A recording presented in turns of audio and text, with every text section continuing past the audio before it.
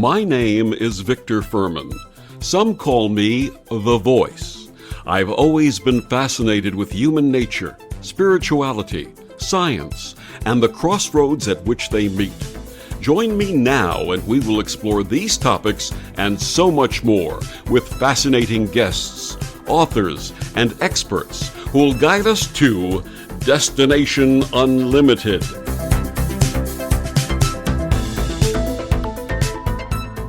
Do you ever know or sense things before they happen? Are the burgeoning gifts of clairvoyance, clairaudience, and clairsentience gracing your life? How may you develop these gifts and use them to enhance your life and that of others? My guest this week on Destination Unlimited, Alison Gray, began receiving signs and messages as a child and acknowledges how these first steps of her own journey led her to where she is today, a successful psychic medium, healer, spiritual teacher, and counselor. Her teaching weaves a fascinating and accessible alternative way of thinking, encouraging new mediums to deepen their own intuitive and psychic skills while helping them to find answers to life's most important questions.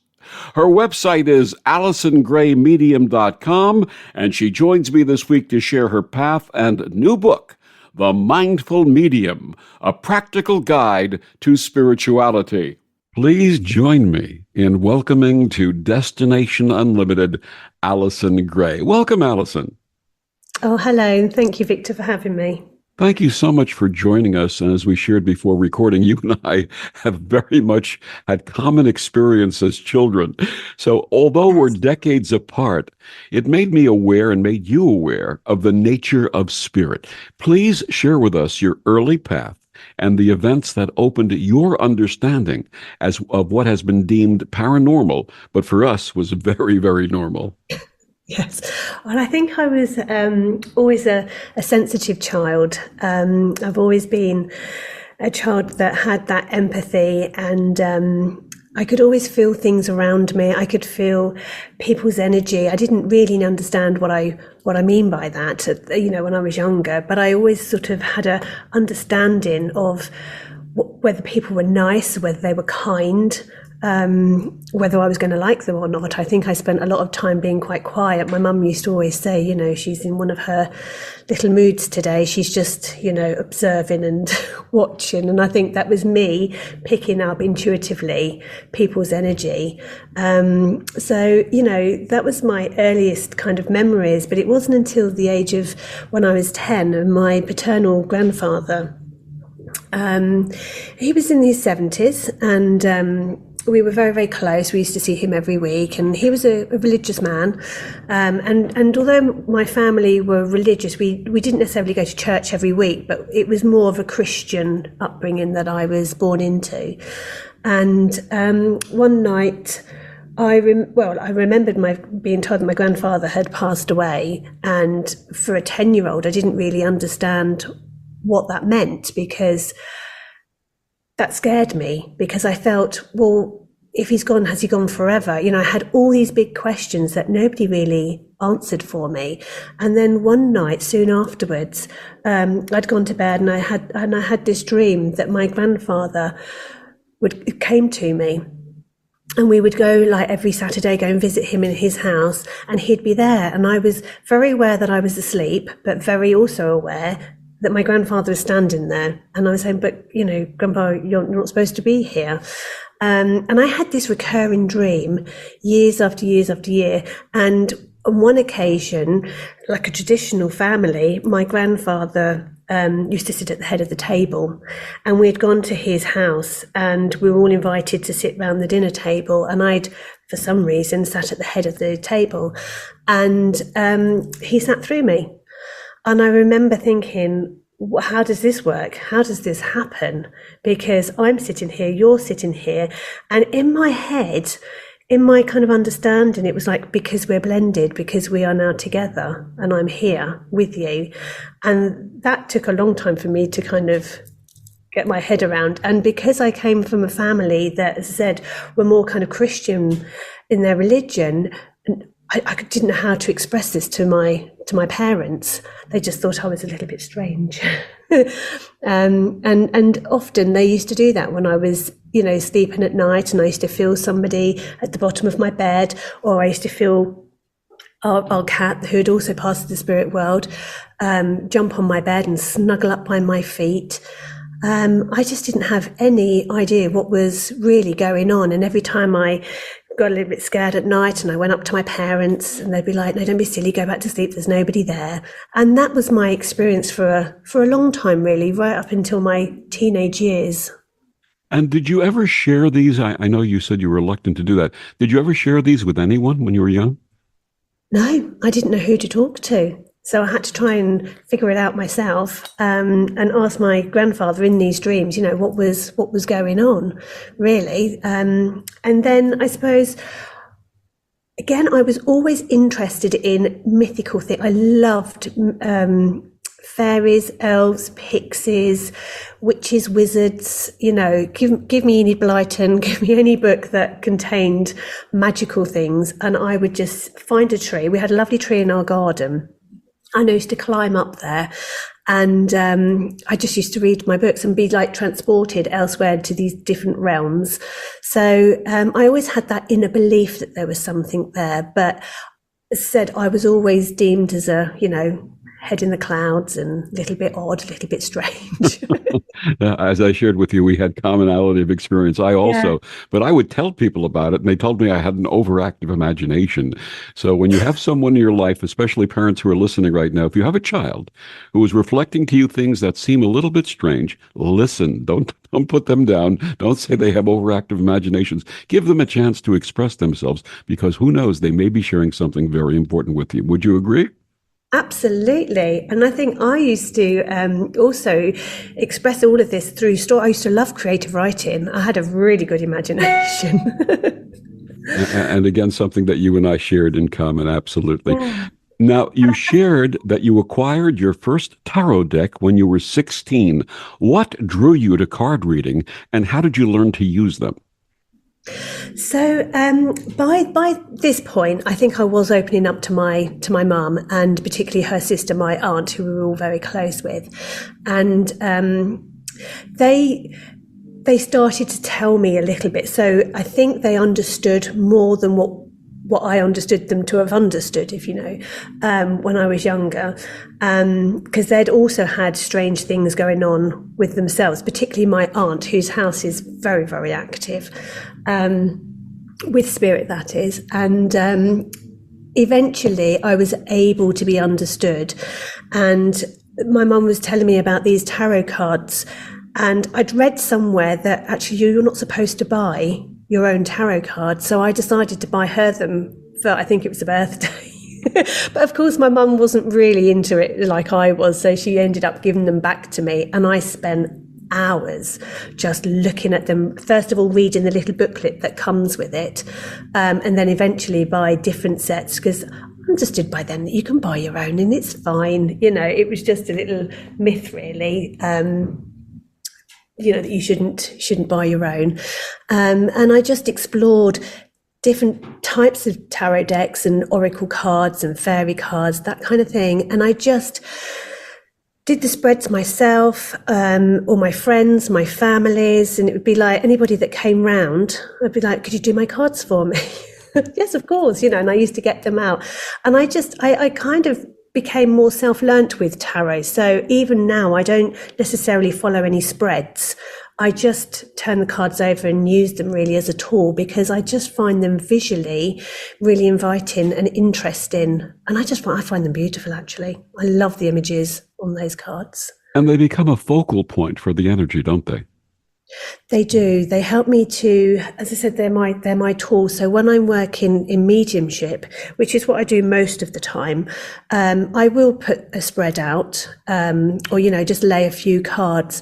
But actually, that's for me just to get into the energy. And then the moment spirit come, they take over and they're talking to me. But they might direct me to an image or a number or a word or something on those cards. So that they're like a focal point, but I don't actually read them as in, this is what that card means, this is what that card means. And also in your teen years, you were drawn to shops that sold mystical items, including crystals. Please tell us about your fascination with crystals and all things magical. Yes. So, as I said, when we were younger, we used to go down to Cornwall, where there was all the elves and pixies, and that's obviously in the UK. And I used to love old places, like well, I love churches. I love churches a lot, but places that hold a lot of history. Because you can feel the energy. And so always those places had gift shops. And in those gift shops, there were always crystals. And for me, they're like, they're like sweets in a jar, or little gems that wink at me. And I just used to love picking them up and feeling the energy. But as a teenager, I didn't really know what I was doing with them. I was just drawn to them. And I had them in my room. And then as I got older and my life started to kind of, well, I went to, did A levels and went to university. This side of me never went away, but I kind of put it to one side because I didn't really know what I was doing with the crystals. I just knew that I liked them. I just knew that I needed them in my energy, and I used to just touch them and hold them. And it wasn't until later that I refound my love for crystals, and they're everywhere in my house. I'm known for all my crystals. Okay, which is your favorite crystal, or do you have a favorite crystal? Oh, well, I don't have a favorite crystal because they are all just amazing. But I think everybody needs to have a rose quartz, a clear quartz, and an amethyst. For me, I was going to say they're the ones with the really high vibrational healing energy. There's so many others, agates, and there's just so many of them. I can't really choose them. But I think if you were only to have one or two, they would be my ones of choice. I happen to wear a black tourmaline. I've worn black tourmaline for years and years and years. And as you know, black tourmaline is something that wards off negative energy. That's right. Yes. And I find that very well placed, especially in the world of business for many years. That's right. No, tourmaline, like all the black stones, obsidian, even hematite, all those darker crystals, they keep you grounded. And I used to put them underneath the mat in my house. So when people were walking through, I could cleanse their energy as they walked through the house. Absolutely. Now, with the birth of your second son, your intuitive skills became stronger. Please describe how this manifested for you. Yes. So again, by then I was already opening up to the spirit world. I was doing a lot more kind of reading and finding out about tarot and healing and crystals, past life, astrology, anything really that I could get my hands on. But it was the visions that used to keep coming. So although I always went by my intuition and felt things intuitively, when I had my son, and I was 33 when I had him, I used to just like lie there and I would get my grandfathers coming in, because by then my maternal grandfather had passed away. I'd get images of Navy ships because I knew that they were in the Navy. I'd see faces. And when he was a tiny baby, and I remember like changing his nappy, and he'd say, look, mummy, who's, Auntie Joe behind me. I mean, he wasn't very old by then, but he could recognize it. And I was like, it's the middle of the night. There's nobody here. So I think that I know that he's also intuitive and very spiritual. And I think he just awakened that within me, and it became so that I had to go and find somebody and say, look, I'm not really sure where I'm going with any of this. I'm not really sure what's happening, but I know that spirit is communicating with me, and I know I need to try and find somebody to kind of help me to develop or to tell me what's going on, really. And this led to your joining a healing circle where you learned Reiki, Rohani, and crystal healing. How did each of these modalities open your understanding of working with energy? So the first thing I did was the healing circle really taught me about energy centers, the aura, and how to keep that healthy, how to keep that safe, how to make sure that I was grounded, and if I was open, how to close down or at least bring that energy in so I wasn't absorbing the energy from everybody and my environment around me. So just working with the hands, and I've always been hands off. I never place my hands on somebody. It's always like have my hands hovering. And we'd do colour, we would do sound, we would do all different types of healing. But I was really drawn to the Reiki because for me it felt really grounding. And it was very gentle, but very, very powerful and very, very strong. And I just loved that energy, and to know how to work within somebody else's auric field and how to understand what's going on with them, whether that was either physical or emotional or mentally. And I think that's also using my guides. They were giving me the information as I was working. So Reiki came first, and I studied Reiki up to master. So I'm a Reiki master, and loved teaching that and introducing everybody else into the Reiki energy. But then I found that I've always been really close to angels. I love the angelic energy too, and I just stumbled on it really. Somebody I was talking to about Reiki and healing, they told me about Rahani, which is quite a high modality, quite a fast frequency that is being given to us at this stage now because our lives are much faster and much quicker. But it's linked into the angels and Kuan Yin, so the Ascended Master Kuan Yin, and it all radiates on a level like the pink. It's all about the one heart, the open heart, and so I just found that to be most magical, really, and very, very calming. And it's very, very good for children as well. And because I trained as a teacher, particularly a special needs teacher, and I've worked with a lot of children who had emotional and behavioural difficulties. So whether that's speech and language, which was the base that I ran, or whether it was because they had ADHD or they're on the autistic spectrum, this kind of healing, all healing, it just really helps them to calm and to center, so that they can understand themselves a little bit better. And I just felt working with the angels and working within that healing light of both Reiki and Rahani to be really soothing, not just for the people that I'm working with, but I always felt, like you probably feel, that when you're giving healing, you have an essence of that healing yourself. It comes down through you, and it's a little bit like, for me, I describe it as the honey jar. It comes down and you give that healing out because we are the channel, but actually a little bit stays behind on the sides, doesn't it? And Absolutely. Absolutely. And also crystal healing. Tell us about crystal healing. So the crystals, as I said, I fell in love with crystals and I just couldn't get enough. And I wanted to know what all the crystals were and how they helped. And although I will give crystal healing individually, I always merge my healing with crystals. So whether that's for the chakras or generally speaking, I just say to the people that I'm working with, which crystals are you drawn to? Because I've never been in a situation, and I don't know whether you work with crystals, Victor, but whenever people pick a crystal and I explain to them what that crystal is, whether it's to do with the crystal or whether it's to do with the color, it's always they always say, that's exactly what I need, that's exactly what I'm feeling, that's exactly what I'm going through. So I feel that intuitively we're always drawn to the right crystal, whether that's a crystal that's going to give us the energy or whether it's the crystal that's going to help us soothe. Absolutely true, and something that I've also experienced. And people seem to know intuitively, even if they're not practicing or out about their abilities, they're drawn to the things that they actually need to use in their lives, aren't they? They are, and that's our wonderful guides and angels that direct us with that, I think. Absolutely. You had mentioned the chakras. Tell us what you learned about these subtle energy centers, these chakras. So for me, the chakras, these are our amazing energy centers. The term means spinning wheel. So they're like vortexes of energy.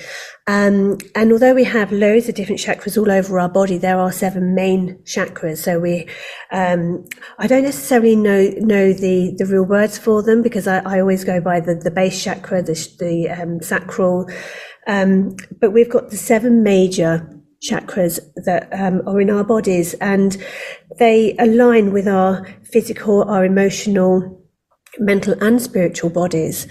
And as they spin, we need to keep them in alignment. And as they spin and as they're opening and they're regulating our energy and helping us to be in tune with the world, with nature and the world and ourselves, you learn that over time or through life, and depending on our situations, that sometimes our chakras are too open, or sometimes we've closed them down a little bit. So therefore, they're not all spinning at the same rate, and therefore we're not in aligned. And if our bodies are not in aligned, then we're going to feel differently. We're either going to be, head in the clouds and not being able to be grounded, or we're going to be feeling really, really low and have those energy feels of, not depression, but, just those, I don't know what to do in life and life's not working for me, or, things aren't happening.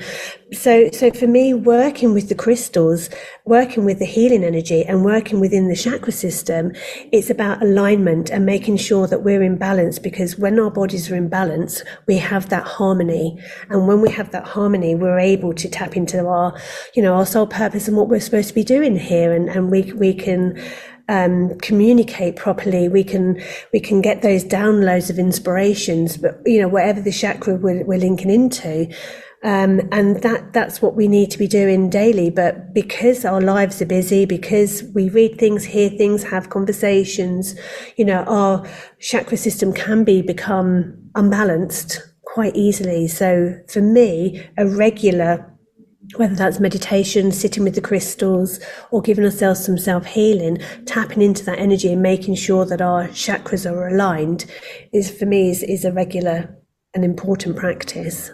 You've shared that the first time you stood up to speak at one of these circles and connect with spirit, that it was horrifying for you. How so? The funny thing is that I was a primary school teacher, and I was able to talk to a class of 30. I could run an assembly with 150 children. Not a problem. It wouldn't faze me. But standing up in front of other members of a circle and telling them what I'm getting from the spirit world felt really scary, because I feel like, what if I'm making this up? What if, because I'm quite a practical person, being an earth sign, I'm a very practical person, and I'm quite a scientific person. So I like to have, rules and regulations. I like to know what's right and what's real and what's not real. So this for me was like a leap of faith, having to trust all the feelings that I was getting, all the images I was getting, all the words and everything, and trying to convey that into, a message for somebody was, whoa, really out of my comfort zone to start with, because it's that trust of the spirit world. And it was something I was very passionate about as well. So, you learn things being a school teacher. You learn what you're teaching, whereas this was very new and unfamiliar. And as I say, a leap of faith for me. My guest is Alison Gray. We're going to be talking about her new book, The Mindful Medium, A Practical Guide to Spirituality. Alison, please share with our listeners where they can get your book and find out more about you. Okay, so thank you. So my book is out on the 29th, March the 29th, and you can get it from Amazon. But the publisher's is sixth book, so I think from Collective Books you can order the book from there. And you can find me on my website, alisongraymedium.com, and my title is The Mindful Medium. You can also find me on Facebook under Psychic Insights. Or you can find me on Instagram under Alison Gray Medium. And we'll be back with more of Alison after these words on the Om Times Radio Network. The cutting edge of conscious radio, Om Times Radio, IOM FM.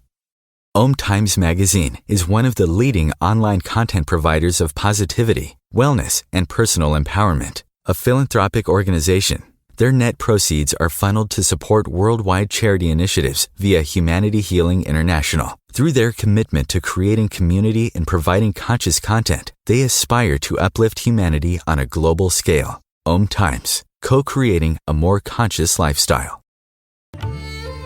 Imagine yourself being transported to India, to the banks of the Ganga and an ashram in Rishikesh. Visualize that you are welcome to satsang with an American sannyasi who shares the wisdom of her guru. Your visualization has manifested.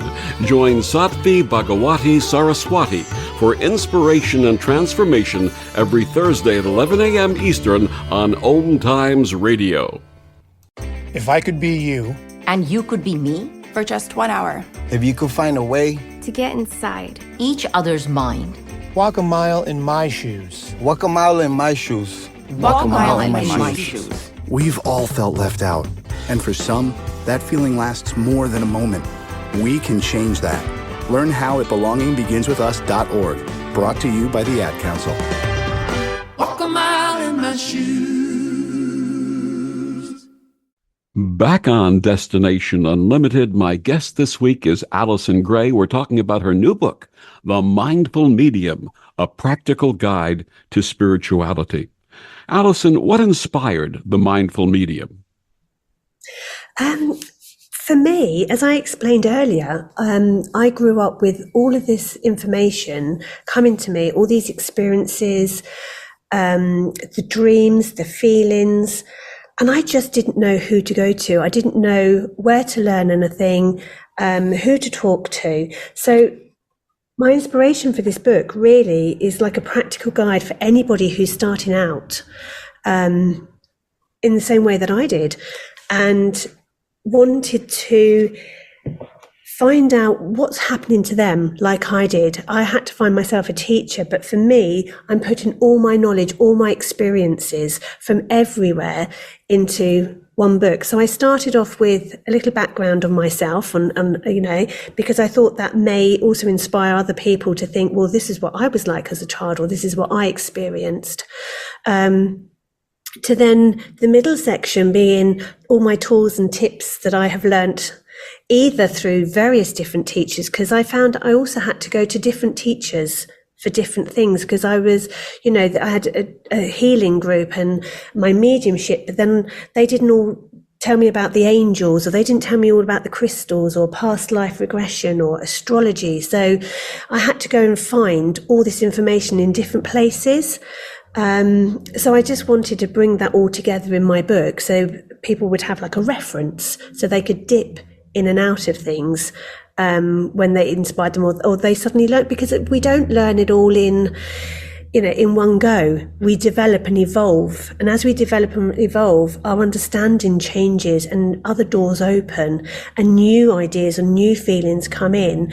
And you know, I sit a lot with my guides and I ask them so many questions. I must be really annoying to them, but I like to understand. So everything I do, everything I've experiencing, I need to internalize, and it needs to resonate with me. So I will often read things or sit with my guides, and if it feels right and resonates with me, I'm like, yeah, that for me feels true, and I will speak that. I'll speak that as my truth. And there's some things that, you know, that you may also say, Victor, that I'm not quite sure, or I'm not ready for that kind of information, you know. So when we're talking about higher beings, I have a level of understanding on higher beings, and I believe in higher beings.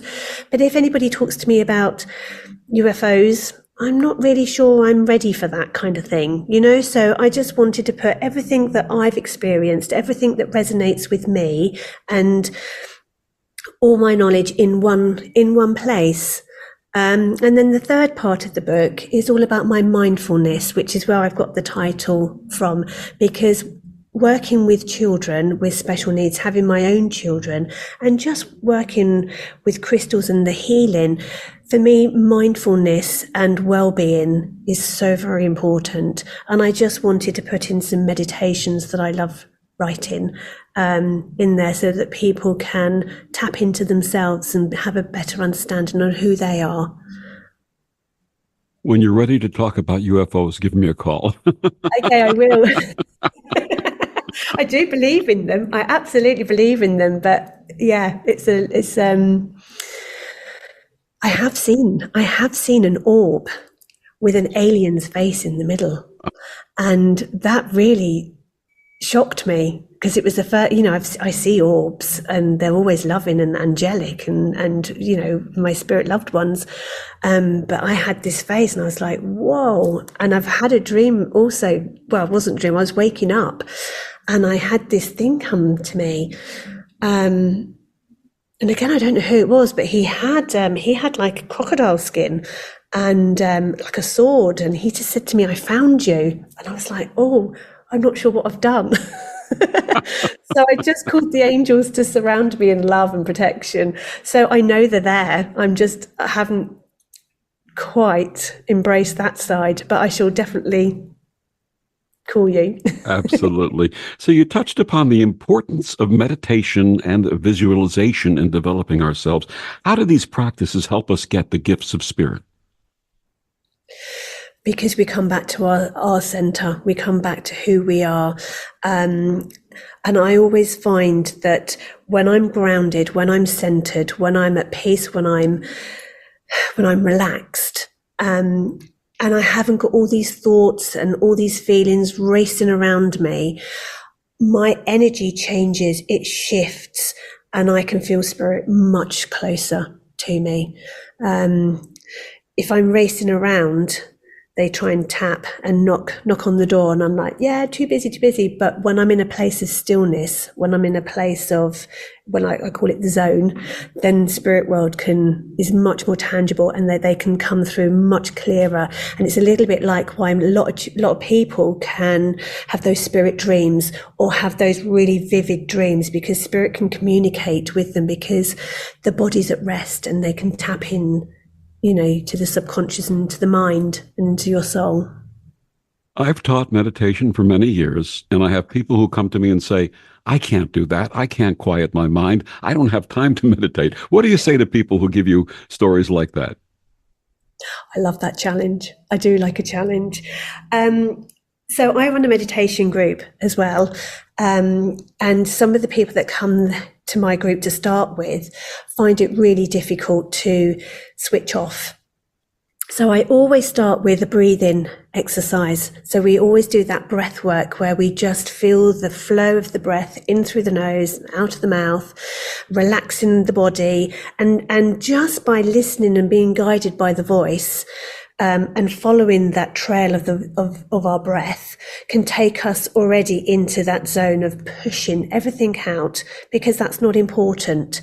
And then when their mind has begun to still, using the breath, then you can either continue with a guided meditation or learn, and it is something we have to develop. And it's really interesting because, sometimes I run my classes for 6 weeks, and at the beginning they're twitching and they're fussing and they can't concentrate, and then by the end I've practically got them asleep, because you have to train your body to do that. But I think it's very important that we give ourselves that time off. And if we're not good at sitting still, and if we're not very good at putting on a piece of music and just sitting there and listening to it, go for a walk outside, just go into nature. Sometimes a lot of my spirit communication comes when I'm cooking, because the spirit world know that I just go off. So when we do things that we don't have to think about, it's a little bit like daydreaming. And I think that's probably why I was a bit like that as a child, away with the fairies. Because when your mind when you just allow yourself to calm and just drift, then spirit world can come in. So mindfulness or meditation doesn't have to be sitting here and chanting. It can just be using the breath. It can be putting on a piece of music.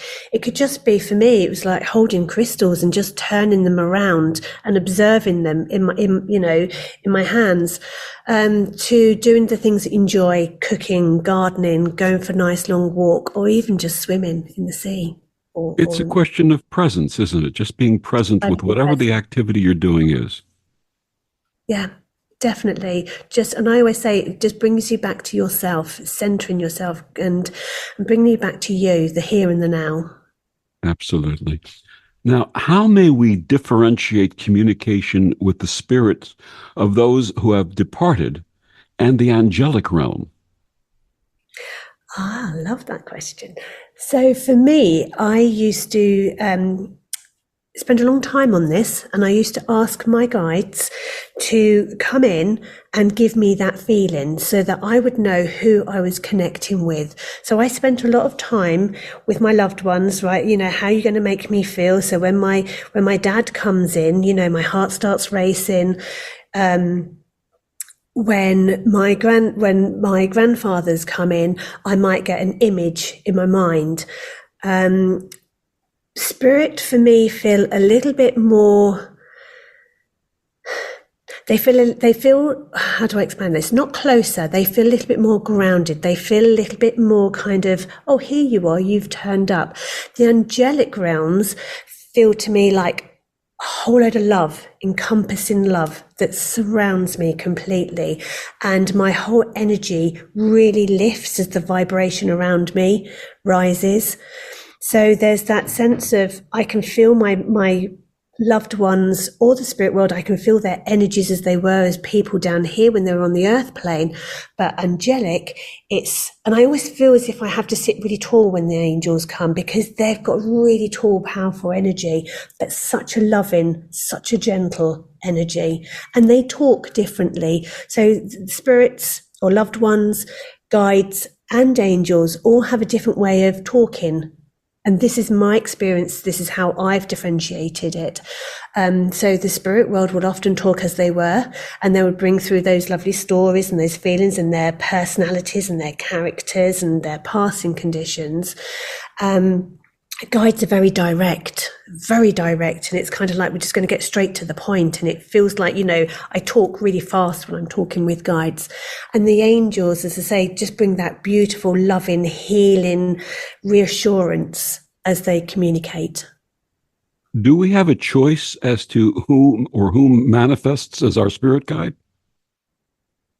I believe our spirit guides are souls that we've walked the earth with. So spirit guides, unlike the angels, guides have lived on the earth before, and I feel that we've got that karmic link with them, and we have that. We have that connection where we have made that agreement that we are either going to help or support or teach. So I feel that within our past lives, and this is my understanding, what my guides have told me, is that sometimes we'll have different roles. So, you know, I may have been their guides before, they're this time round, they've chosen to be my guides, but they know my blueprint. They know what my mission is, what my purpose is, what I'm supposed to be doing. And they're the ones that help me along the way, guiding me and, putting me into the right places, the right situations, meeting the right people. They can engineer and weave all of that magically, I think. And I think they are very much aligned to my energy. So they would have that understanding of who I am. So a little bit like why we choose our friends. They get us, don't they? They understand us. And that's why we energetically connect and recognize them when they come in. And I feel we have guides for different reasons as well. So you would have healing guides, learning guides, teaching guides. I've had situations where voices have come to me inside, not my voice, but voices inside, and have given me guidance at times of great import, advised me when someone in my family who was many, many thousands of miles away was ill, advised me to do certain practices on myself to promote healing, etc. And I find that those voices are both very direct, but they're also very calm and loving rather than a shouting voice. How do we differentiate between the shouting voice, which I believe is ego, and that calm, still voice that gives us that guidance and loving affirmation? Yes, well, I think the ego voice is a lot of the time our fears. It comes, you know, these are the things that we dread and put us out of our comfort zones. And my understanding is that our guides, whether they are loved ones, guides or angels, are here for our highest good, and they're lovingly helping us move forward. Whereas the ego is us not wanting to make those changes or resisting those changes or scared to make those changes. And again, we have to, a lot of the time when I'm working and when I'm teaching spiritually, I'm saying we have to shift ourselves from that ego self. We have to let that go so that we can listen to the direct line, really, and allow that to come through. But I definitely feel exactly as you've said, our guides and loved ones and angels are much more encouraging and supportive and more kind of gentle than the shouting ego of fear. Our listeners are familiar with the words describing how we may sense energy and spirit, including clairvoyance, clairaudience, clairsentience. How may readers find their specific way of sensing and develop it? I feel that this is a lot of this is to do with, this is a good question, and this is a question that I pick up a lot in my teaching. You know, which ones are our strongest clairs? And it's usually with how we are in our characters. So if you're a very visual person, if you like art and you like to do things with your eyes, then, and you know, like color and things like that, then you're going to be, and you're very good at imagination, you know, creativity, that kind of thing, then you're going to be drawn with your clairvoyance. If you pick up energy and you're an empath and you feel things, you're going to pick things up sentiently.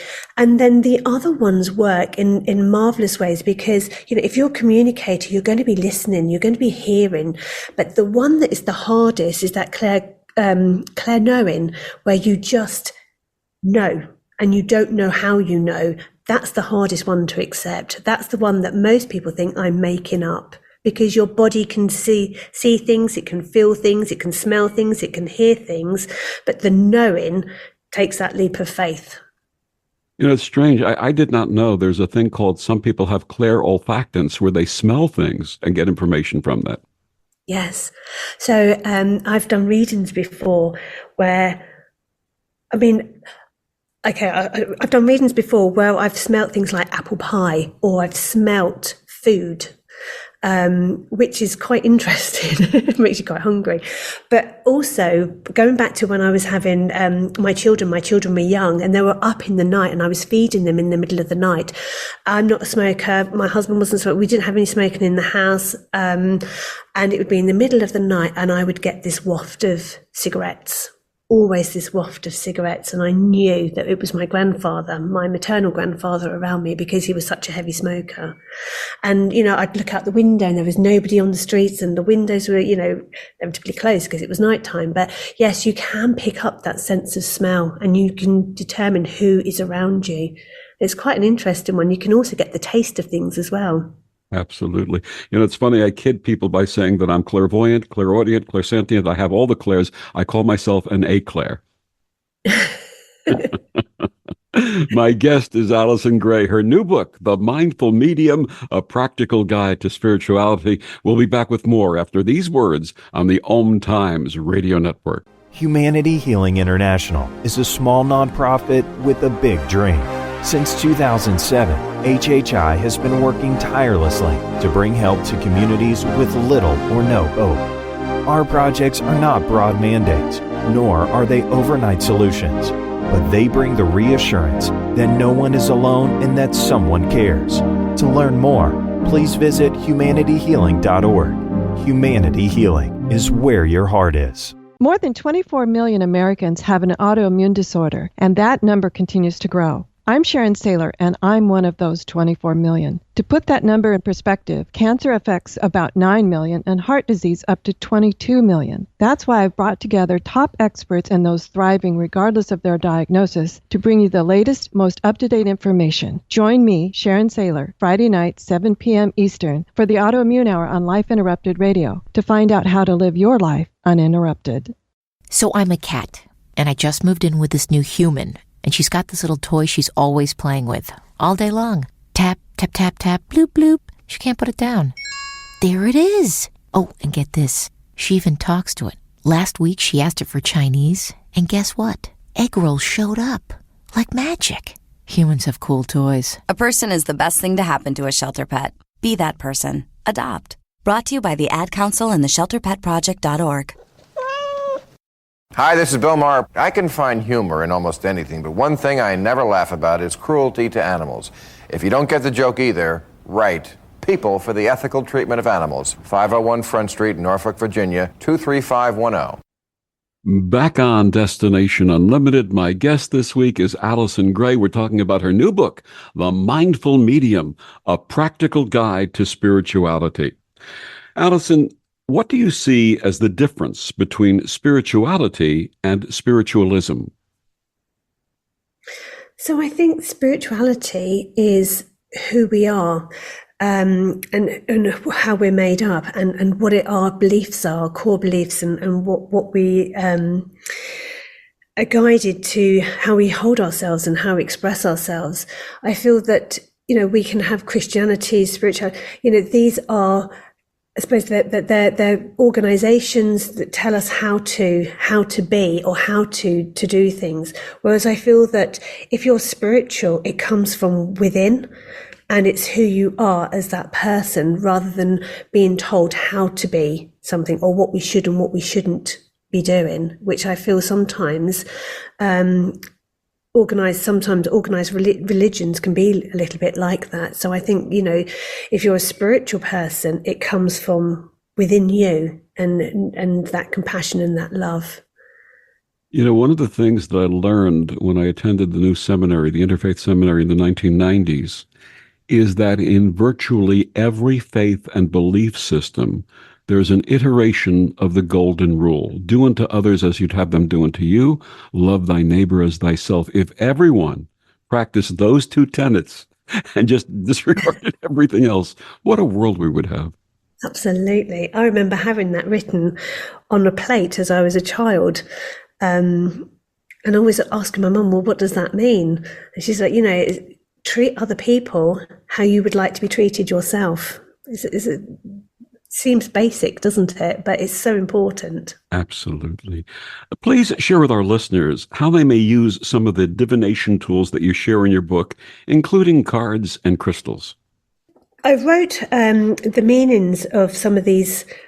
So let's just go with the tarot, because I feel that, you need to have a basic understanding if you're going to be using them for divinations, if you're going to be using them to look into other people's lives, what's going on around them. You need to have a little understanding on what their meaning is.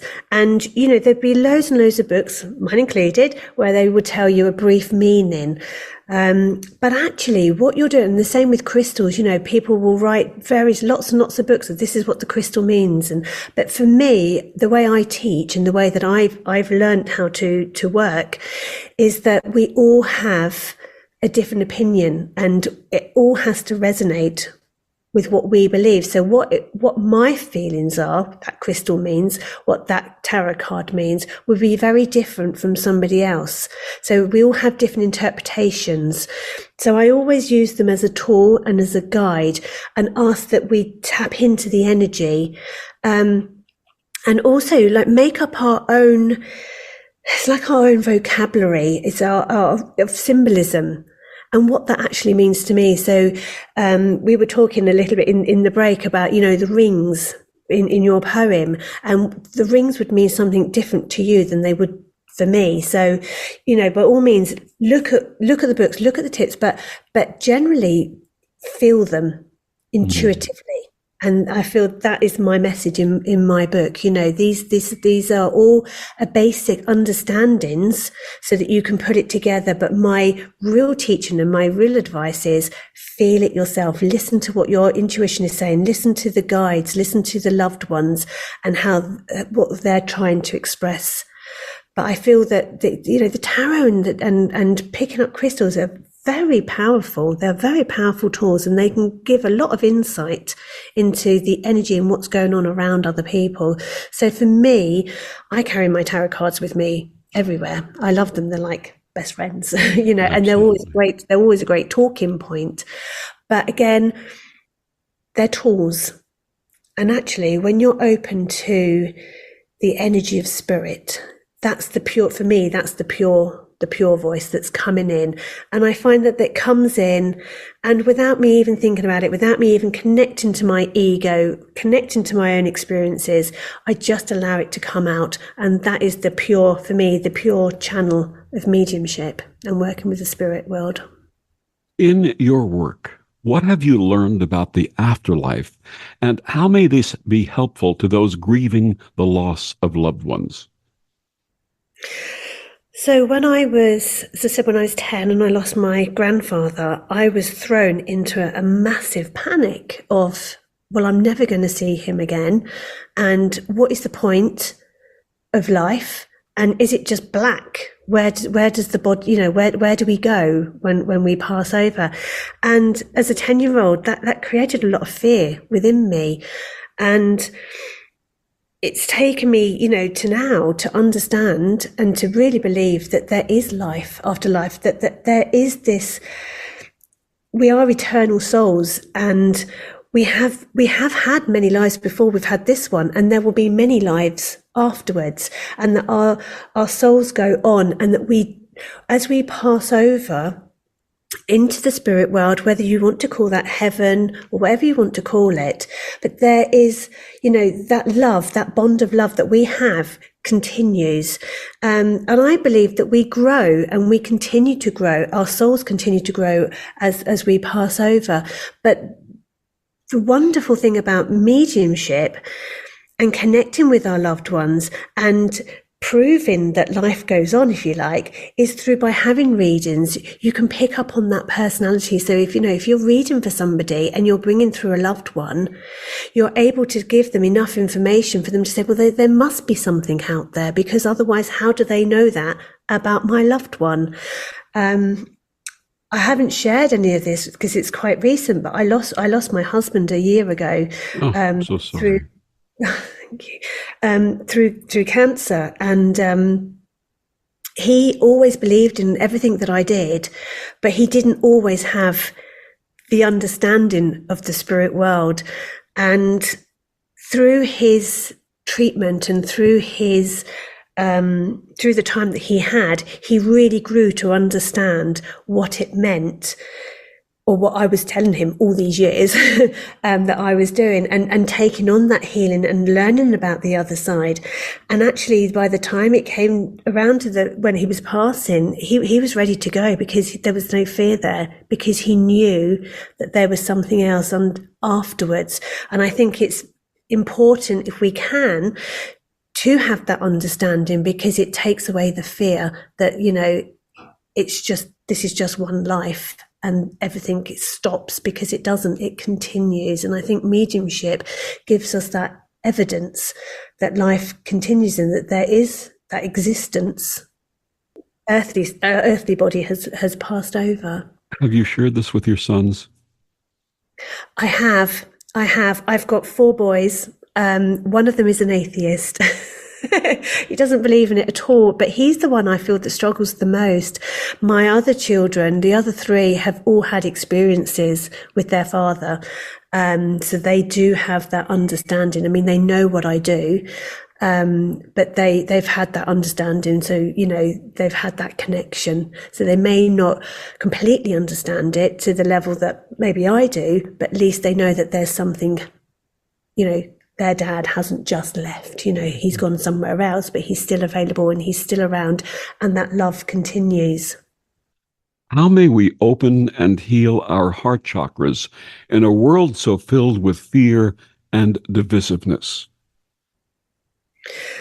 So I think we need to look around us to see the love actually that is around us. So we do focus on the negatives. We hear a lot of the negatives, but actually act of kindness from other people, the compassion and the love that we are shown, that I was shown when my husband was ill, that I've always been shown, really. I think, if we look past the fear, if we can look to the small acts of kindness. So when we had COVID and people reached out to other people, there are so many compassionate, loving people out there that we forget, with all the wars and all the troubles in the world, that actually we do pull together. And I think focusing on our heart chakras and encouraging them to be open, encouraging those positive feelings, and not just having them ourselves, but by sharing them with others. I think that's really important in opening and keeping our heart chakras shining and spinning. Absolutely. Basic acts of empathy, compassion, and kindness Just can reaching out heal for- and change our world. Yeah. You know, just by somebody giving you a bunch of flowers, or just by picking up the phone and asking, how's your day? My sons do that to me. They come in from school and they're like, how you doing, Mum? How's your day been? And I'm like, oh, they're interested. You know, because I've asked them that. So it has a knock-on effect. So they learn, you know, you learn and you grow. And if you're in that environment that is loving and caring, and people have done that to you, you're more open to doing those for other people. And I think that's what we need to share in the world. So again, it goes back to what you were saying, you know, do what you want to receive, do it for others as well. The wisdom and experience of my guest, Alison Gray. Her book is entitled The Mindful Medium, A Practical Guide to Spirituality. Alison, one more time, please share with our listeners where they can get your book and find out more about you. Yeah, thank you. So Amazon and Collective Books, 6 books, so Collective Books. But you can find me on my website, Alison Gray Medium, The Mindful Medium. You can find me on Facebook, and you can find me and Spiritual Insights, and you can find me on Instagram. Alison, thank you so much for joining us and sharing your experience and your wisdom and your great heart. Thank you so much. Thank you for having me. Thank you. And thank you for joining us on Destination Unlimited. I'm Victor, the Voice Herman. Have a wonderful week.